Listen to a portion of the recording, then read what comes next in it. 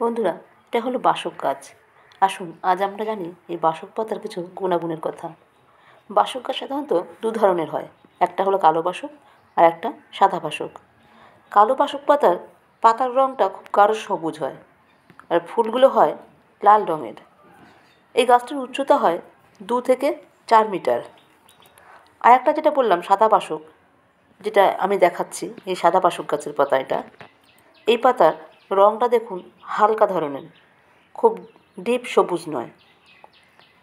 ফুলটা হয় সাদা আর এই গাছটির উচ্চতা হয় 1 থেকে 2 মিটার পর্যন্ত।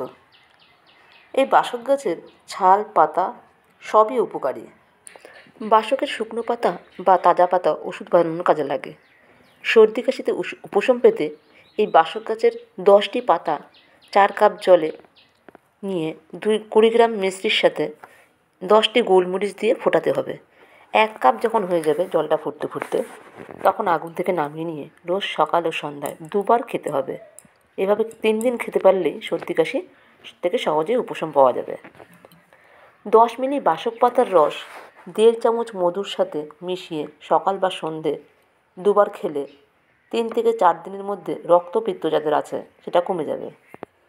যাদের শরীরে অম্লপিত্ত আছে তাদের 10 মিলি বাসক ফুলের রস 1 চামচ চিনির সাথে মিশিয়ে দিনে 1বার খেলে উপকার পাওয়া যাবে। যাদের শরীরে হাঁপানি রয়েছে, শুকনো বাসক পাতা চুরুটের মতো পাকিয়ে ধীরে ধীরে তার ধোঁয়া টানলেই শ্বাসকষ্ট থেকে কিছুটা আরাম পাওয়া যায়।